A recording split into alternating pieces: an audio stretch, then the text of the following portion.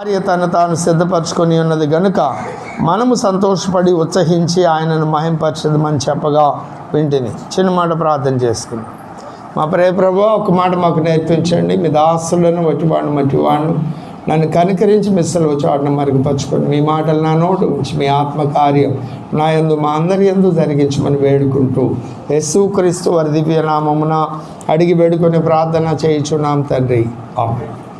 ప్రభువునందు నాకు అత్యంత ప్రియమైన వాళ్ళారా, ఇక్కడ వ్రాయబడిన లేఖనములో సంఘటనల పరంపర,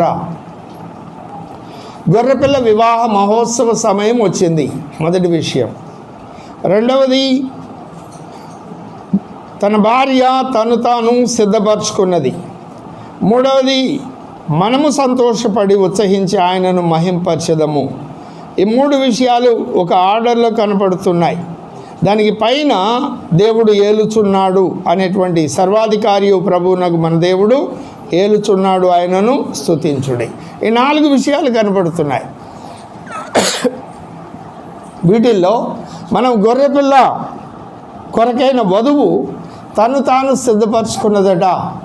తను తాను గొర్రెపిల్ల వధువు సిద్ధపరచుకుంటే పరలోక వాసులు, ఆకాశవాసులు వారు సంతోషపడి ఉత్సహించి ఉల్లసిస్తున్నారు. వారు సంతోషపడి ఆనందగీతం పాడుతున్నారు. వారికి ఎందుకు ఆనందము? వారెవరు? తేజోవాసులైన పరిశుద్ధులు. కొలసి 1:9-12 తేజోవాసులైన పరిశుద్ధుల స్వాస్థ్యములో మనకు స్వాస్థ్యం అనుగ్రహించిన దేవుని కృతజ్ఞతాస్తుతులు చెల్లించుడి అని ఉంటుంది. వారు ఎందుకు సంతోషపడుతూ ఉన్నారు? భూమి మీద గొర్రెపిల్ల వధువు పెళ్లి కుమార్తె తను తాను సిద్ధపరచుకుంటే అనేటువంటి మాట మనం ధ్యానం చేస్తూ ఉన్నాం. వారు ఎందుకు ఉత్సహించి సంతోషపడ్డారో ఒక గురువారం సాయంకాలం చెప్పారు. జ్ఞాపకం ఉన్నదండి? రైట్. ఇప్పుడు ఆ సిద్ధపాటు అంటే ఏమిటో ప్రారంభించి 1 లేదా 2 విషయాలు చెప్పారు. మొదటి విషయం, తను తాను సిద్ధపరచుకోవడం అంటే వ్యక్తిగతంగా తను తాను దేవునికి అప్పగించుకోవడం. ఒంటరిగా దేవుని సన్నిధిలో ప్రతి విషయంలో కూడా పునాది మీద కట్టబడి తను తాను పరిశుద్ధపరచుకోవడం. ఏమిటా పునాది? పౌలు వేసిన పునాది. ఎఫ్ఎస్సి 2:20, హెబ్రీ 6:1-2 వచనాల ప్రకారం సంపూర్ణ సిద్ధి పొందుకోవడం, తను తాను పరిశుద్ధపరచుకోవడం. ఈ విషయాలు నేను మీతో చెప్పిన జ్ఞాపకం ఉన్నది. ఒకటి, యేసు రక్తం చేత పరిశుద్ధపరచబడుతున్నాం.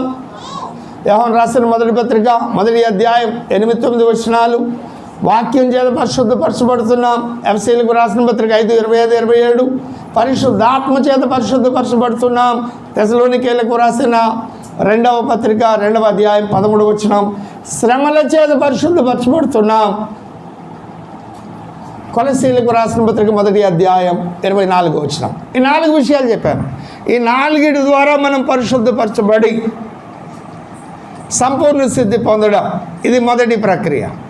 రెండవది, ఇది సంపూర్ణతలో ఒక భాగమే, ఒక కోణమే.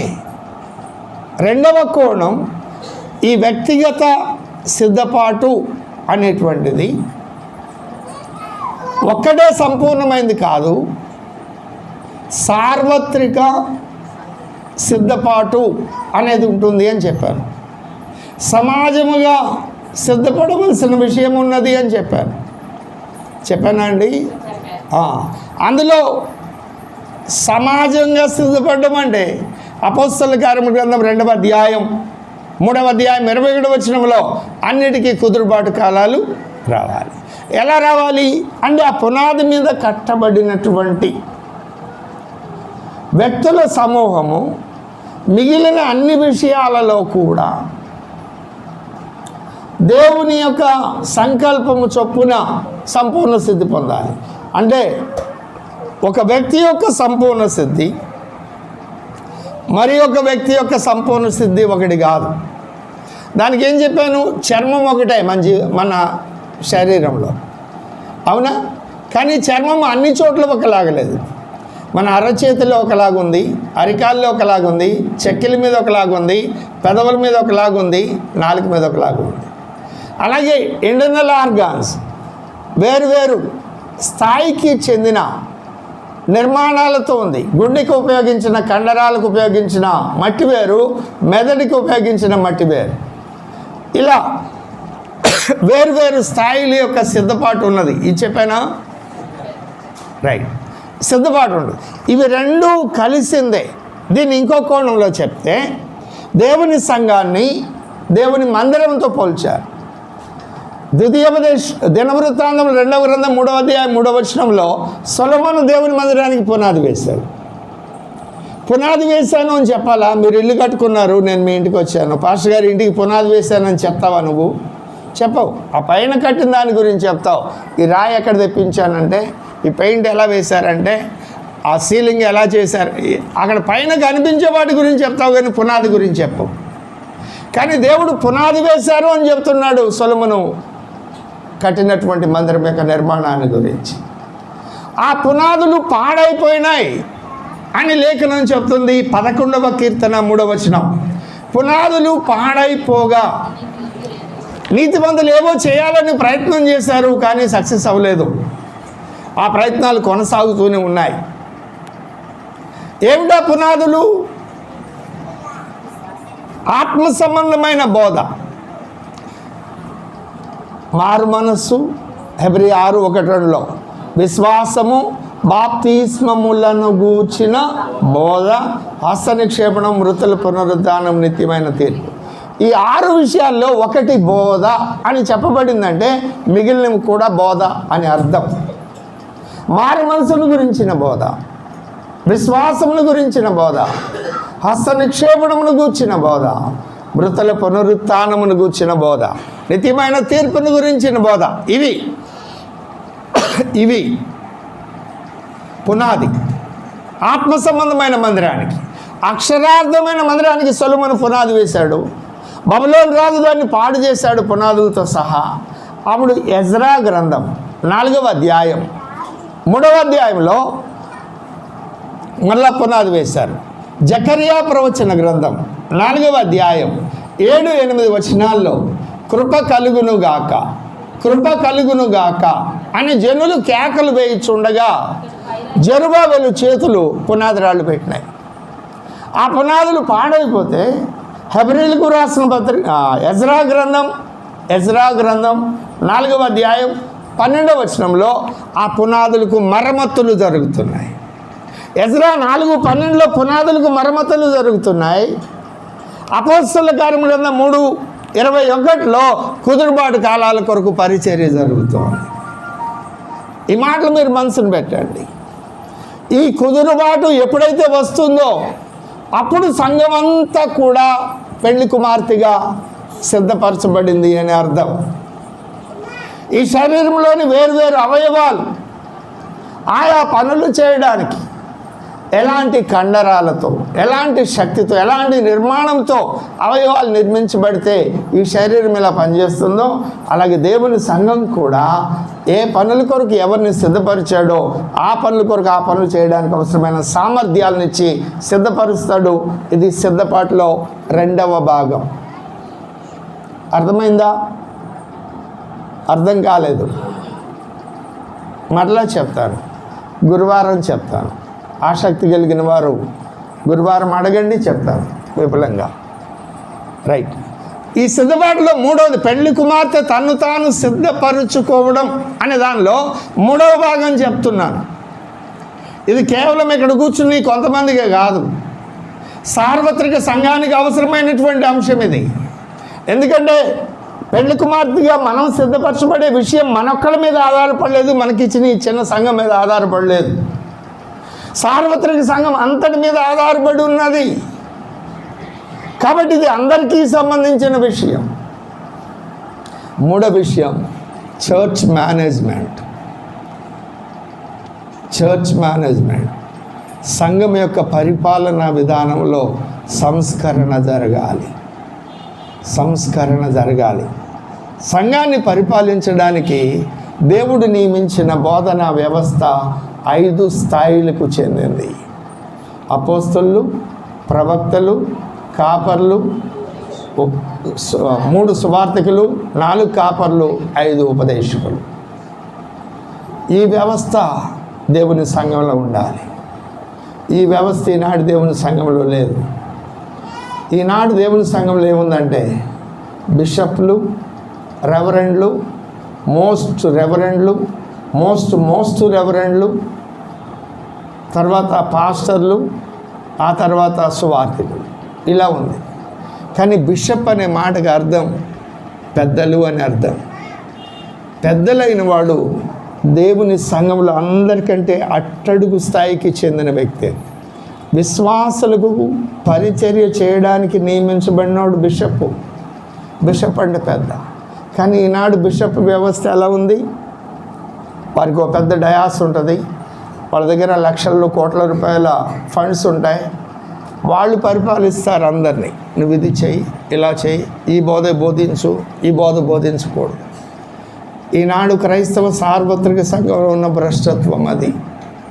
గనుకనే సంపూర్ణ స్థితి పొందడం లేదు.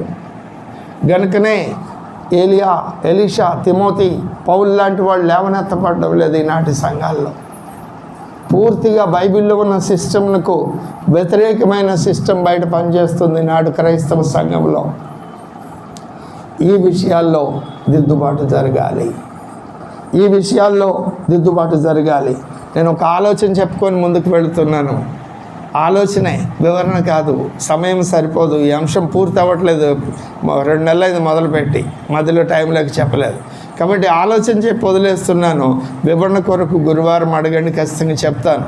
దాన్ని పిన్ టు పిన్ చెప్తూ దాన్ని ఎట్లా మనం సాల్వ్ చేసుకోవాలి, మన వంతు పని మనం ఎలా చేయాలి అనేది చెప్తాను. 4వదిగా ఈ సిద్ధపాటుకు సంబంధించి పెండ్లి కుమార్తె తన్ను తాను సిద్ధపరచుకుంది అనే మాటలో 4వది ఫైనాన్షియల్ అడ్మినిస్ట్రేషన్, ఆర్థికపరమైన నిర్వహణ. ఇది చాలా ప్రాముఖ్యం. ఈరోజు దేవుని సంఘంలో బైబిల్లో చెప్పిన విధంగా లేదు. దేవుని సంఘంలో బైబిల్లో ఏం చెప్పారంటే ఆర్థిక విషయాలకు సంబంధించి దశంభాగం మినిమం అది ప్రతి ఒక్కరు ఇవ్వాలి. ఆ ఇవ్వబడిన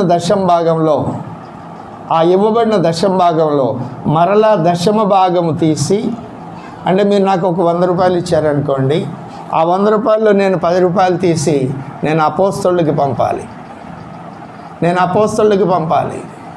ఆ అపోస్తలు క్రొత్త సంఘాలు నాటాలి, పరిచర్య కొరకు వాడాలి. ఈరోజు అపోస్తలు అనేవాడు ఎక్కడున్నాడో కనిపించడంలా. మినిస్ట్రీకి కొంత ఇవ్వగలుగుతున్నా, మిగిలిన డబ్బు ఆయా ప్రార్థనా కూటాలు పెట్టి ప్రస్తుతానికి ఖర్చు పెడుతున్నా. కానీ ఆ సిస్టమ్ లేదు. కానీ ఆ సిస్టమ్ కరెక్ట్ కాదు. కరెక్ట్ అయిన సిస్టమ్ ఏమిటి అంటే అపోస్తలుడు ఉండాలి. ప్రతి విశ్వాసి, క్రీస్తు రక్తం చేత కడగబడిన ప్రతి విశ్వాసి కూడా దశంభాగం ఇవ్వాలి. క్రొత్త నిబంధనలో దశంభాగం లేదుగా అనేటువంటిది అమాయకులు, జ్ఞానం లేని వాళ్ళు చెప్పేటువంటి మాట అది. ధర్మశాస్త్రంలో దశంభాగం గురించి చెప్పబడింది ఎప్పుడు? క్రీస్తుకు పూర్వం 1450 సంవత్సరాల క్రితం. కానీ దశంభాగం అబ్రహాం ఇచ్చింది ఎప్పుడు? 2000 సంవత్సరాల క్రితం. అబ్రహాముకు లేవి దశంభాగం ఇచ్చింది ఎప్పుడు? పుట్టక మునిపే. అది మినిమం. నువ్వు నీ సంపాద్యంలో కనీసం దశంభాగం. ఆ తర్వాత క్రొత్త నిబంధనకు వచ్చేటప్పటికి వర్ధిల్లే కొలది ఇవ్వాలి. ఇంకా ఎక్కువగా మాట్లాడితే అక్కడ సంఘ అవసరతలను బట్టి ఆస్తులు అమ్మి అపోస్తలుల పాదాల దగ్గర పెట్టాలి.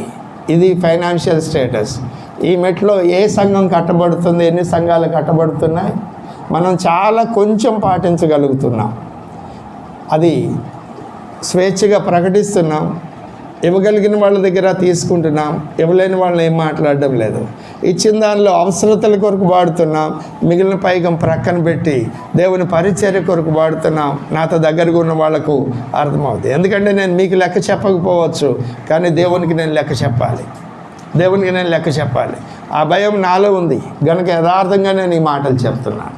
ఈ ఫైనాన్షియల్ మేనేజ్మెంట్లో దిద్దుబాటు రావాలి, పరిపాలనా వ్యవస్థలో దిద్దుబాటు రావాలి, వ్యక్తిగతంగా సిద్ధపాటు ఉండాలి, సామూహికంగా సిద్ధపాటు ఉండాలి. ఈ 4 విషయాల్లో సిద్ధపాటు ఉన్నదే పెండ్లి కుమార్తెగా సిద్ధపరచబడిన సంఘం. ఈ 4 విషయాల్లో ఏది కొదువుగా ఉన్నా అది సంపూర్ణమైనది కాదు. గురువారం వచ్చే వాళ్ళతో అప్పుడప్పుడు చెప్తూ ఉంటాను, ఆర్థికపరమైన విషయాల్లో దేవుని పద్ధతులు ఏమిటో చాలా కొద్ది మందికి తెలుసు ఆ విషయాలు. నేనేది దాచుకోవడం లేదు, నాతో ఉన్న వారికి నేను చెప్తూనే ఉన్నాను. కాబట్టి ఆ మెట్లోకి రావాలని నేను ప్రార్థన చేస్తున్నా. ఎందుకంటే మనం ఎంతకాలం ఉంటామో తెలియదు. ఉన్న కొద్ది కాలం దేవుని సిస్టమ్ ప్రకారం మనం ఈ సంఘాన్ని కట్టాలి, మనల్ని మనం కట్టుకోవాలి, మనతో ఉన్న సంఘాలతో కలిసి మనం సిద్ధపడాలి. అది మనొక్కరిదే కాదు భక్తి, మనతో ఉన్న సంఘాలతో కలిసి మనం సిద్ధపడాలి. ఇది దేవుని యొక్క ప్రణాళిక. అప్పుడే పెండ్లి కుమార్తె తను తాను సిద్ధపరచుకున్నదనే మాటలోనికి మనం కూడా వస్తాం. అలా కాకుండా అందుకు వేరైన ఎన్ని విషయాలు చెప్పుకున్నా అవి మనల్ని మనం మోసం చేసుకోవడమే. అలాగొద్దు. దేవుని సిస్టమ్ ఏదైతే ఉందో, పెండ్లి కుమార్తె తను తాను సిద్ధపరచుకున్నది అన్న దానిలో 4 విషయాలు. ఒకటి వ్యక్తిగతంగా, ఎక్కడ? నీ ఒంటరి ప్రార్థనా గదిలో. 2 సామూహికంగా, ఎక్కడ? వేరు వేరు సంఘాలతో కలిసి. ఆ పని కూడా మనం చేస్తున్నాం. 48 గంటల ప్రార్థనలు పెట్టి ఆ వివాదాస్పదమైన విషయాల గురించి సత్యాన్ని ప్రకటిస్తూ ప్రార్థన చేసి తర్కించి సత్యమని చెప్తున్నాం. వాళ్ళు అంతా విన్న తర్వాత ఏం చెప్తున్నారు? మేము ప్రార్థన చేసుకొని చెప్తామంటున్నారు. వాళ్ళు ఏమంటున్నారు? ఇక్కడ లేఖనాన్ని ఏమో తప్పు అని చెప్పలేరు, ప్రార్థన. అలాంటి వాళ్ళని ఏమంటుంది లేఖనం? సత్యాన్ని ఒప్పుకోలేని పిరికి వాళ్ళు, వేషధారులు అంటుంది. అది సత్యమైతే దానికి లోబడాలి, సత్యం కాకపోతే ఇది ఖండిస్తుంది కదా ఈ లేఖనం, దీనికి మించిన సత్యం మనకు దొరికిందాకా దీన్ని అనుసరిద్దామని యథార్థవంతులైతే ఆ సత్యానికి లోబడాలి. అలా లోబడడం లేదు. ఆ లోబడకపోవడం మన పని కాదు. మనం నిర్మోహమాటంగా ప్రకటించుకుంటూ వెళ్ళడమే. అవి 2 చేయగలుగుతున్నాం. 3వది, సంఘ పరిపాలన వ్యవస్థ కొరకు ఎన్నో సంవత్సరాలుగా ప్రార్థన చేస్తున్నాను. అపోస్తలులు ఎవరైనా ఉంటే చూపించు, మా దగ్గరికి నడిపించు, లేదా మమ్మల్ని నడిపించు వాళ్ళ దగ్గరికి. ఒకవేళ లేకపోతే ఈ పరిచర్యలో నుండి అపోస్తలులను లేవనెత్తు, నీకు ఇష్టమైతే నన్ను సిద్ధపరచు అనే ప్రార్థన గత కొన్ని సంవత్సరాలుగా చేస్తూ ఉన్నాం. ఈ 5 అంచెల పరిచర్య మనకు కావాలి. ఆ తర్వాత ఫైనాన్షియల్ విషయంలో కూడా కొంతవరకు మనం చేయగలుగుతున్నాం, కానీ పూర్తి స్థాయిలో చేయలేకపోతున్నాం. అలా చేయాలి. కరువులో ఉన్న వాళ్ళ దగ్గరికి మనము కానుకలు 5 రకాల దశంభాగాలు ఉంటాయి, 5 రకాల సమర్పణలు ఉంటాయి. అవన్నీ మనమందరం చేయాలి, సంఘం చేయాలి. అలా చేసినప్పుడే ఆ పెండ్లి కుమార్తె సంఘంలోనికి మనం రాగలుగుతాం. అవి నేను మీకు చెప్పకుండా, అవి మనం చేయకుండా పెండ్లి కుమార్తె సంఘంలోనికి రాము. అది నేను మీకు చెప్పకపోతే మీకు అన్యాయం చేసినట్టే. మీకు అన్యాయం చేస్తే నేను అక్కడ దోషిగా నేను తల వంచుకోవాలి. నేను అలాంటి పరిస్థితిని నేను ఆశించడం లేదు. ఉన్న విషయాన్ని యథార్థంగా చెప్పి నేనేం చేయగలిగానో చెప్తున్నాను, చేయలేని దాన్ని చెప్తూ దాని కొరకు ప్రార్థన చేస్తున్నాను, నా కొరకు ప్రార్థన చేయమని అడుగుతున్నాను. కనుక ఇలాగ మనం ఆ సంపూర్ణత సిద్ధి కొరకు, అనగా పెండ్లి కుమార్తె తను తాను సిద్ధపరచుకున్నది అనేటువంటి ఆ ఉన్నతమైన మెట్టు కొరకు ప్రయాసపడదాం. అందుకు మనతో సహకరించి ఏకీభవించే సేవకులు ఉంటే వాళ్ళతో కలిసి పనిచేద్దాం. ఒకవేళ ఎవరు లేకపోయినా మన వరకు మనమైనా ఆ పని చేద్దాం. దేవుడు ఒక దినాన ఆ కార్యాన్ని మన ద్వారా నెరవేరుస్తారు. ఇక్కడే ఉన్నారా? మరి ఏకీభవించరా? అందుకొరకే దేవుని చిత్తమైతే రేపు జనవరి 12, 13, 14 తేదీలు 3 దినాలు దైవ సేవకులతో కలిసి పిడుగురాళ్ళలో ప్రార్థన ఏర్పాటు చేయడం జరిగింది. దాని కొరకు ప్రార్థన చేయండి. ఇలాంటి అంశాల కొరకే అక్కడ ప్రార్థన జరుగుతుంది. భారం కలిగిన వాళ్ళు, అవకాశం కలిగిన వాళ్ళు ఆ ప్రార్థనలో పాల్గొనండి. లేకపోతే మీరున్న స్థలాల్లోనే రోజులో మీకున్న సమయాన్ని బట్టి ఈ అంశాల కొరకు ప్రార్థన చేయండి. ఇవి నా హృదయంలో ఉన్న ఆశలు. ఆ వధువు సంఘంలో సిద్ధపడాలి అంటే ఈ 4 అనుభవాలు, 4 రకాలైన సిద్ధపాటు మనం కలిగి ఉండాలి. అటు ధన్యత దేవుడు మనకందరికీ దయచేయునుగాక. దేవుడి మాటలు మన వెనుకళ్ళు దీవించి ఆశీర్వదించునుగాక. ఆమేన్. ప్రార్థన చేసుకుందాం. మా ప్రియ ప్రభువా, పెండ్లి కుమార్తె ఎలా తను తాను సిద్ధపరచుకుంటే పరలోకవాసులు, ఆకాశవాసులు ఉత్సహించి సంతోషించి తమ స్వాస్థ్యంలో మాకు భాగం ఇచ్చి ఆనందించి మమ్మల్ని ఆహ్వానిస్తారో కొన్ని ఆలోచనలు మీరు మాతో చెప్పారు. అందుకొరకు మేము ప్రయాసపడడానికి మాకు సహాయం చేయండి. నాకు ఇచ్చిన ప్రతి ఆత్మీయ బిడ్డ ఈ ఉన్నతమైన అనుభవాల్లో నడిపించబడాలి. అటు శ్రేష్టమైన ఫలాలు ఫలించేందుకు అందుకొరకు నన్ను మమ్మల్ని సిద్ధపరచి మీ పనులు వాడుకొనమని వేడుకుంటూ సమాధానంతో మాకు సెలవును అనుగ్రహించమని యేసుక్రీస్తు వారి నామమును అడిగి వేడుకొని ప్రార్థన చేయుచున్నాం తండ్రి. ఆమేన్. పరలోకమందున మా తండ్రి,